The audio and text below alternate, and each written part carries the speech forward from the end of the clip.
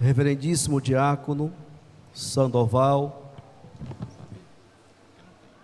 ministros extraordinários da comunhão eucarística, jovens do MEG. O MEG está iniciando ainda, já tem nome de MEG, mas ainda estão no processo formativo. Está acontecendo todos os sábados os encontros para estudar o manual, e aos pouquinhos estamos tentando estruturar o movimento eucarístico jovem em nossa paróquia. E hoje também, essa noite, nós acolhemos as crianças em nossa novena em preparação para a festa da coroação de Nossa Senhora. Optamos em continuar com o mesmo tema da festa do Senhor Deus Menino, com um diferencial. Durante essa novena, vocês vão ter que aturar o padre todos os dias pregando sobre esse tema. Não vem nenhum padre de fora, porque está todo mundo envolvido nas suas paróquias. Estaremos durante 10 noites rezando, celebrando a Eucaristia e refletindo tema após tema, ou melhor, os subtemas, porque nós temos como um tema central igreja, comunhão, participação e missão. Não sei se vocês lembram, o Papa Francisco convocou um sínodo. Nós estamos vivendo um momento da sinodalidade da igreja. E o que é o sínodo? É uma proposta, é um convite que o Papa faz, onde existe várias etapas, para depois, a última etapa é uma reunião que acontece em Roma, e vai sair um documento desse sínodo, e esse documento é apresentado para a igreja como encaminhamentos para a vida pastoral da igreja espalhada pelo mundo afora. Já aconteceu no pontificado do Papa Francisco, o sínodo da família, o sínodo para a juventude, o sínodo da palavra, mas esse sínodo, ele tem uma proposta mais ampla. Esse sínodo, ele é uma proposta onde abrange de maneira mais plena toda a igreja. Por isso, igreja, comunhão, participação e missão. Primeira fase do sínodo é a escuta. O Papa Francisco quer escutar a sua igreja. E quem é a igreja do Papa Francisco? Quem é a igreja de Jesus Cristo conduzida pelo Papa Francisco? Todos os cristãos batizados. Todos os cristãos batizados formam a igreja de Jesus Cristo, conduzida, orientada pelo Papa Francisco. E ele quer escutar. E como se dá esse primeiro processo da escuta? Já aconteceu em nossa diocese, a Assembleia Diocesana, onde representantes das paróquias, padres, seminaristas, diáconos, leigos, se reuniram em 2 dias, respondendo um infinito, um enorme questionário gigantesco, que foi apresentado por essa comissão, juntamente com o Papa, e ali a gente apresentou, em linhas gerais, como está a igreja particular de Itabuna, em todas as suas realidades. Quando fala realidade pastoral, abrange todas as ações, tanto a vida do leigo, quanto a vida dos padres, quanto a vida do bispo. Então, é apresentado neste questionário esse encaminhamento. Depois, tivemos uma reunião da forania. O que é forania? São essas paróquias aqui de Potiraguá a Itapé. Itapé, Potiraguá forma a Forania Norte, que é uma região pastoral onde nós pertencemos à Diocese de Itabuna, mas buscamos trabalhar unidos, essa comunhão entre paróquias. Tivemos também uma reunião, sempre com representantes laical, ou seja, com leigos. E ali respondemos essas mesmas perguntas, agora apresentando os anseios, as angústias, os avanços da Forania Norte. E tem também um momento só da paróquia, onde a gente se reúne aqui com os conselheiros e algumas outras pessoas das comunidades para refletir e apresentar também uma síntese, em linhas gerais, como está a nossa ação pastoral, a nossa vida de igreja aqui na cidade de Bicaraí, no município de Bicaraí. Então, a primeira fase do sínodo é escuta. O Papa Francisco quer saber como vocês estão, como nós estamos aqui no Brasil, aqui na América Latina, como a sua igreja está vivendo a dimensão da missão, da comunhão e da participação. Então, essa é a primeira fase do sínodo e ainda estamos vivendo essa primeira fase. Nós temos um padre responsável para recolher essas informações todas, fazer um resumo e enviar para a CNBB, Conferência Nacional dos Bispos do Brasil. E a CNBB vai recolher de todas as dioceses esse resumo, resumir isso tudo e manda para Roma. Então aí se conclui a primeira fase da escuta, a primeira fase do sínodo. Voltando para o tema de hoje, nós temos igreja em missão, casa, espaço do encontro. Esses subtemas foram retirados da proposta que a cada 3 anos a CNBB apresenta para a igreja no Brasil, diretrizes gerais de evangelização no Brasil. Nós tiramos alguns temas de lá, e por isso é apresentado, a igreja tem falado muito sobre isso, sobre igreja missionária, e apresenta o aspecto de casa, espaço de encontro. E aqui a gente lembra o evangelho do domingo passado, quando Jesus estava no cenáculo com seus discípulos e Judas saía do cenáculo. O evangelho vai dizer isso. Judas se retira do cenáculo e Jesus continua com seus discípulos e ali apresenta para eles um novo mandamento. Então, quando a igreja no Brasil começa a nos motivar, a refletir acerca desse aspecto de casa, de cenáculo, quer dizer, lugar da comunhão, da participação, da vivência, e hoje espaço do encontro, é justamente para nos levar à experiência que Jesus viveu com os seus discípulos, com os seus apóstolos. E quando nós pensamos em igreja como casa, espaço de encontro, precisamos lembrar justamente disso.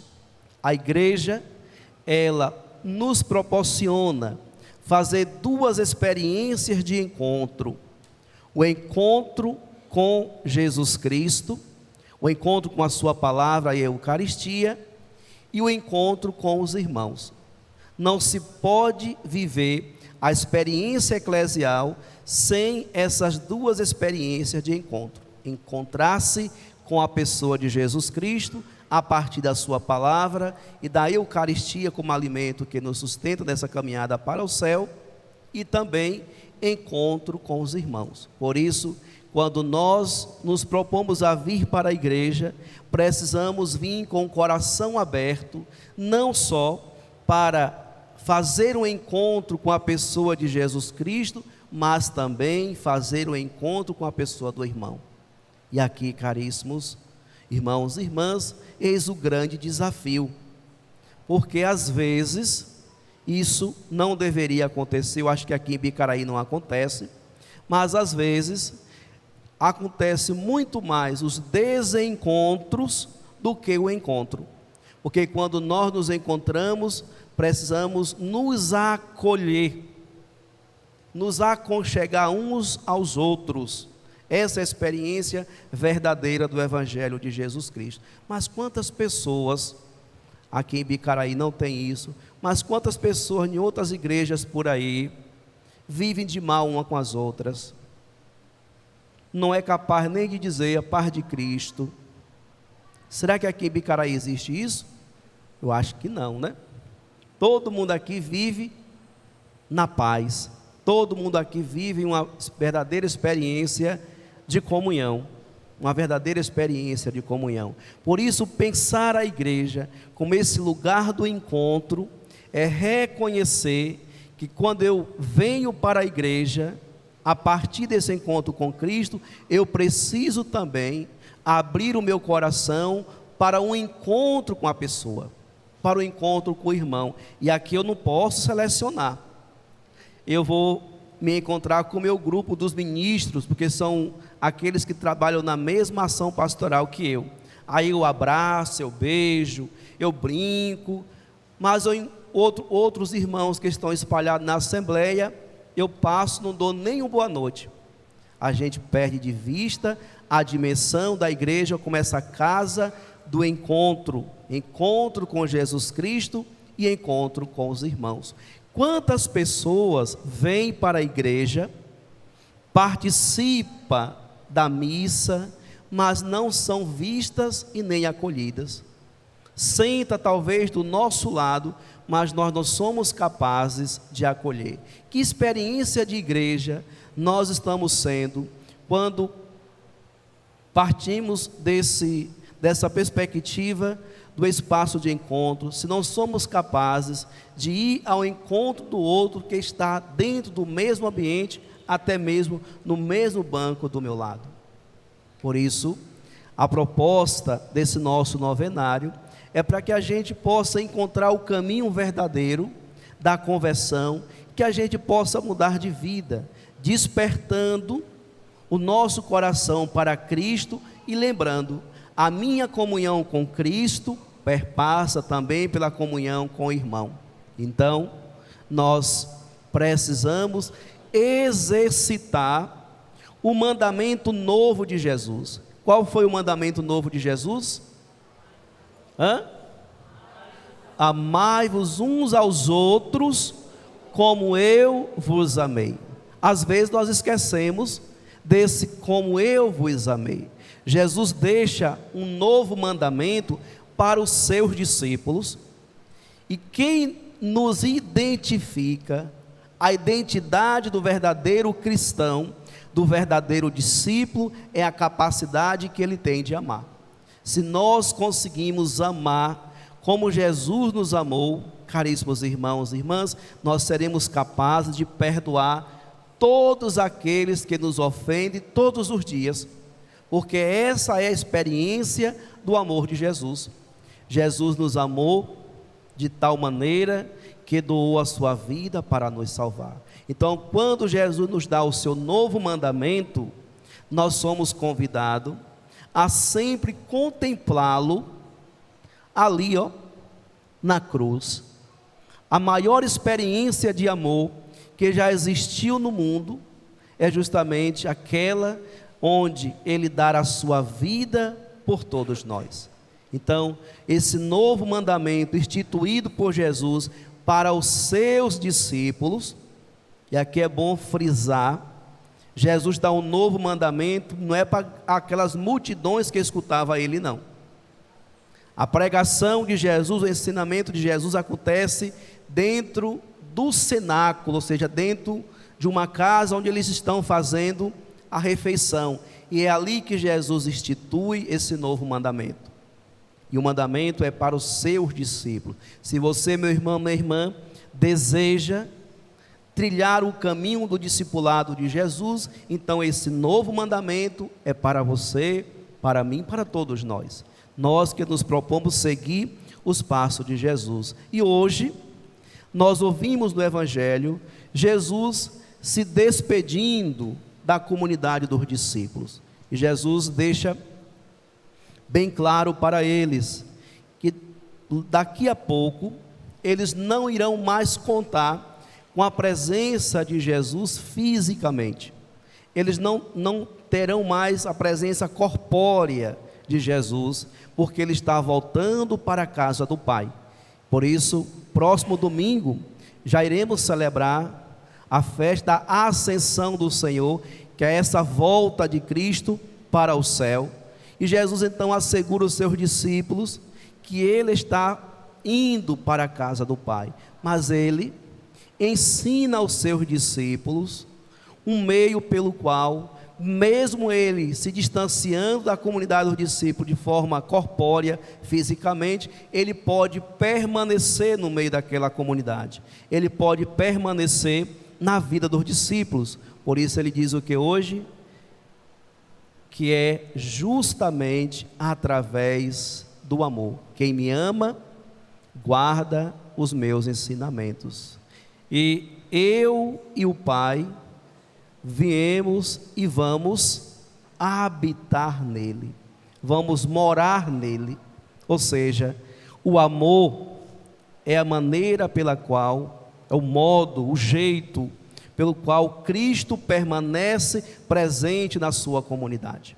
Então, mesmo que ele se distancie fisicamente, voltando para a casa do Pai, se nós aqui nos amamos verdadeiramente, Cristo permanece presente em nossa vida.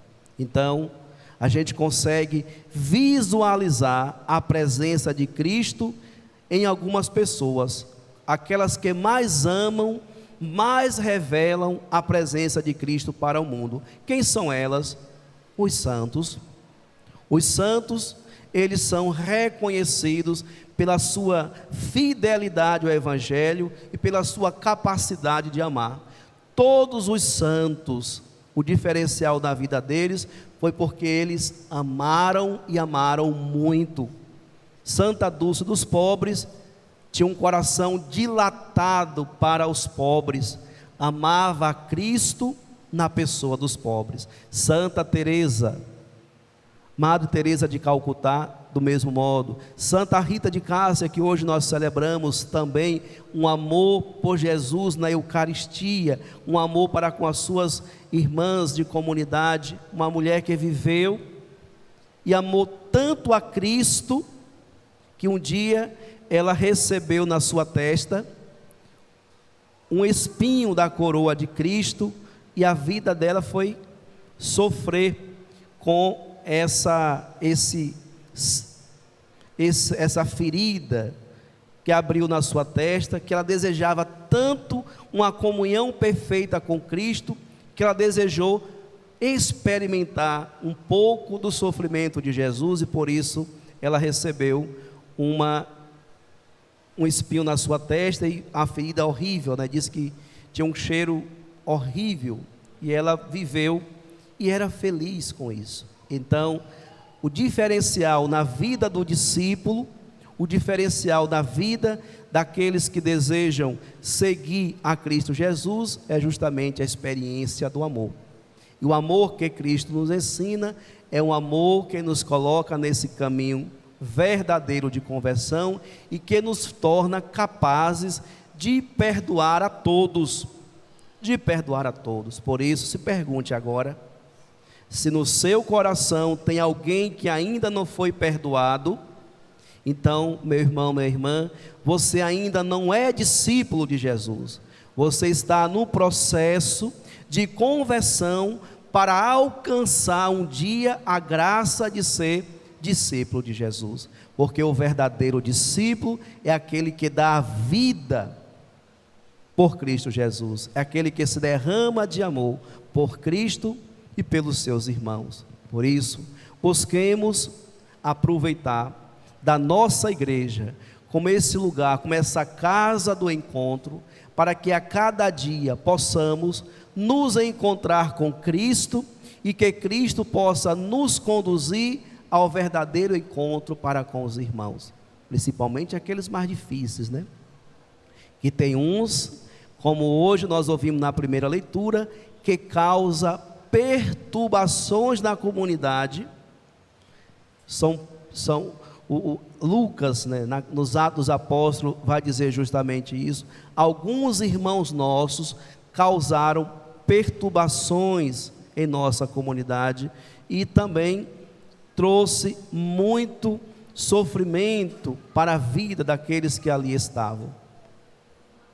E os apóstolos vai dizer: eles não foram enviados por nós. E aqui existe então uma diferença muito bonita, caríssimos irmãos e irmãs. Aqueles que são enviados para a comunidade e aqueles que são atraídos para viver a experiência de comunidade. Alguns são delegados pela igreja, outros são acolhidos pela experiência do batismo e pela profissão de fé. Esses precisam a cada dia escutar melhor os ensinamentos da igreja e colocar em prática. O que é que estava acontecendo na comunidade? Os judeus queriam que os pagãos fossem circuncidados, e esse é o problema que surge naquela comunidade. Por que eles devem ser circuncidados? Segundo os judeus, para que eles alcançassem a salvação. Mas os pagãos não estavam se convertendo ao judaísmo, mas sim a um estilo de vida nova apresentado pelo Cristo Jesus ressuscitado. Então, a circuncisão não tem nada a ver na vida deles. Por isso, esses que já viviam a experiência da comunidade começaram a semear no seio da comunidade justamente essa discórdia, justamente essa confusão, onde criou um grande problema e que foi resolvido pela oração e pela escuta do Espírito Santo. Vejam, caríssimos irmãos e irmãs, assim como Jesus fala lá no Evangelho, que vai enviar o Paráclito, o defensor Espírito Santo, para fazer com que nós, os seus discípulos, possamos recordar todo o seu ensinamento. O Espírito Santo também é enviado para que nos conceda o discernimento e que possamos então orientar bem a igreja.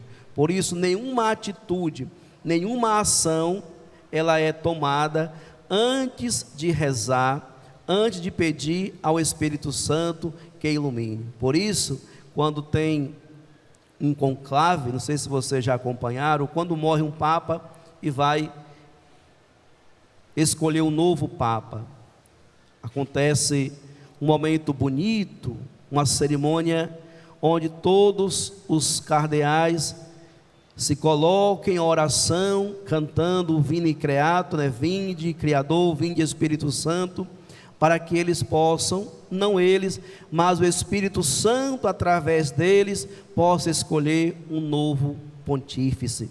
Assim também a igreja nos ensina que em todas as nossas decisões, nós também devemos nos colocar na presença de Deus e pedir luzes ao Espírito Santo. Nós somos a igreja de Cristo, conduzida, orientada pela força do Espírito Santo. Por isso nós precisamos conhecer melhor a ação do Espírito Santo em nossa vida, a ação do Espírito Santo em nossa igreja. Por isso o convite que nós recebemos todos os dias, e o Papa Francisco, ele sempre diz: é preciso que haja uma abertura para o Espírito Santo, abrir os corações, para que o Espírito Santo nos dê sabedoria e nos conceda a graça do discernimento, e que juntos possamos encontrar então o verdadeiro caminho que nos conduz para a vida eterna. Peçamos,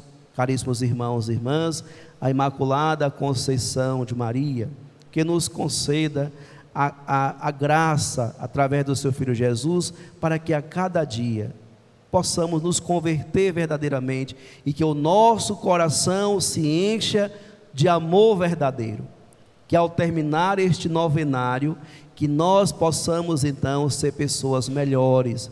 Venham rezar, abra os vossos corações e peça todos os dias a conversão do coração, a conversão total da sua vida, para que nós possamos ser a verdadeira igreja de Jesus. Louvado seja nosso Senhor Jesus Cristo. Para sempre seja louvado.